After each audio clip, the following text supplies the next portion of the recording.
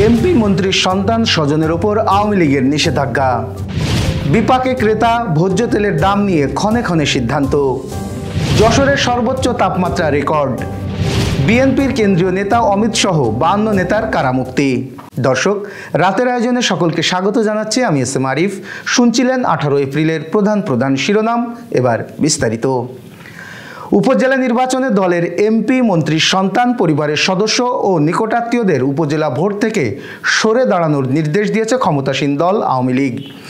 ইতিমধ্যে দলটির দায়িত্বপ্রাপ্ত সাংগঠনিক সম্পাদকেরা নিজ নিজ বিভাগের এমপি মন্ত্রীদের দলের এই নির্দেশ জানাতে শুরু করেছেন। এরপরও কেউ ভোট থেকে সরে না দাঁড়ালে বহিষ্কার সহ সাংগঠনিক ব্যবস্থা নেওয়ার হুমকি দেওয়া হয়েছে। আওয়ামী লীগের দপ্তর থেকে তথ্য নিশ্চিত করা হয়েছে। এবার উপজেলা নির্বাচন 4 পর্বে অনুষ্ঠিত হচ্ছে। প্রথম পর্বে 150টি উপজেলায় ভোট হবে। খোঁজ নিয়ে দেখা যায়, প্রথম পর্বে 14 উপজেলায় এমপি, মন্ত্রীর সন্তান, পরিবারের সদস্য ও নিকটাত্মীয়রা চেয়ারম্যান পদে প্রার্থী হয়েছেন। এমপি ও মন্ত্রীদের বিষয়ে দলীয় সিদ্ধান্ত উপজেলা নির্বাচনের 4 পর্বের জন্য প্রযোজ্য বলে আওয়ামী লীগের দলীয় সূত্র জানিয়েছে। সয়াবিন তেলের মূল্য নিয়ে ফের আসলো নতুন তথ্য। খুচরায় সয়াবিন তেলের দাম সামান্য কমলেও বোতলজাতে বেড়েছে।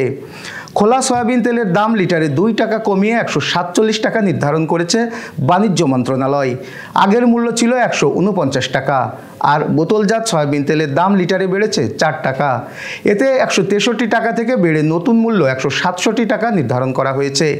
বৃহস্পতিবার দুপুরে রাজধানীর সচিবালয়ে সংবাদ সম্মেলনে নতুন এই দামের কথা জানান বাণিজ্য প্রতিমন্ত্রী আহসানুল ইসলাম টিটু।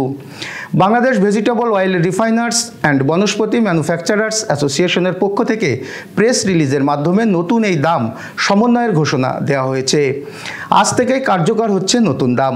এছাড়া লিটার প্রতি বোতলজাত সুপার পাম অয়েলের দাম 135 টাকা নির্ধারণ করা হয়েছে। এবার যশোর সহ আঞ্চলিক সংবাদ। আবহাওয়া অধিদপ্তরের তথ্য অনুসারে যশোর, চুয়াডাঙ্গা, বাগেরহাট ও কুষ্টিয়া জেলায় তীব্র তাপদাহ চলছে।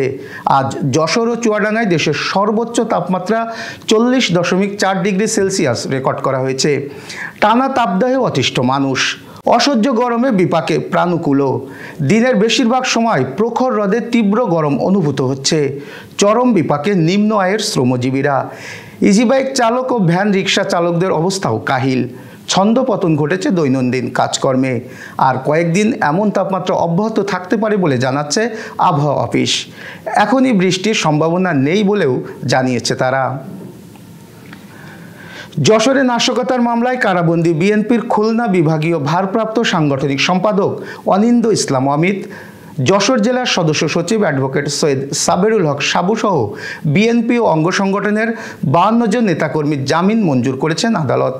বৃহস্পতিবার দুপুরে সিনিয়র জেলা ও দায়রা জজ শেখ নাজমুল আলম তাদের জামিন মঞ্জুর করেন। গত 31 মার্চ তারা আদালতে আত্মসমর্পণ করলে জেলা ও দায়রা জজ আদালতের বিচারক জামিন আবেদন নামঞ্জুর করে তাদের কারাগারে পাঠানোর আদেশ দেন। আজ বিকেলে যশোর কেন্দ্রীয় কারাগার থেকে মুক্ত হন তারা। এ সময় কারা ফটক থেকে বিএনপি ও এর অঙ্গ ও সহযোগী সংগঠনের নেতৃবৃন্দ কারামুক্ত নেতাকর্মীদের বরণ করে নেন। Renaissance hospital and diagnostic centre. রেনেসাতেই মিলছে কম খরচে উন্নত সেবা। তাই নিশ্চিন্তে আমাদের সেবা নিন, সুস্থ থাকুন। Renaissance hospital and diagnostic centre, সদর হাসপাতাল মোড়, দরাটানা, যশোর। যশোর 3 সদর আসনের এমপি কাজী নাবিল আহমেদ বলেছেন, বাংলাদেশ যেসব সূচকে উন্নয়নের মহাসড়কে প্রবেশ করেছে তার অন্যতম হচ্ছে প্রাণী সম্পদের উন্নতি। দেশের মানুষের পুষ্টির চাহিদা পূরণ করতে হলে প্রাণী সম্পদকে এগিয়ে নিতে হবে। সরকার এই খাতের উন্নয়নে ব্যাপক গুরুত্ব দিচ্ছে। একের পর এক প্রযুক্তিগত সহায়তা দিয়ে যাচ্ছে। যশোর অঞ্চল প্রাণী সম্পদের কোনো দিক থেকেই পিছিয়ে নেই। এখান থেকে সারা দেশের অনেক কিছুর সরবরাহ হয়ে থাকে। বৃহস্পতিবার যশোর সদর উপজেলা প্রাণী সম্পদ দপ্তর আয়োজিত প্রাণী সম্পদ সেবা সপ্তাহ ও প্রদর্শনের উদ্বোধনী অনুষ্ঠানে প্রধান অতিথির বক্তৃতায় তিনি এসব কথা বলেন। এই ছিল আজকের আয়োজন। শুভরাত্রি।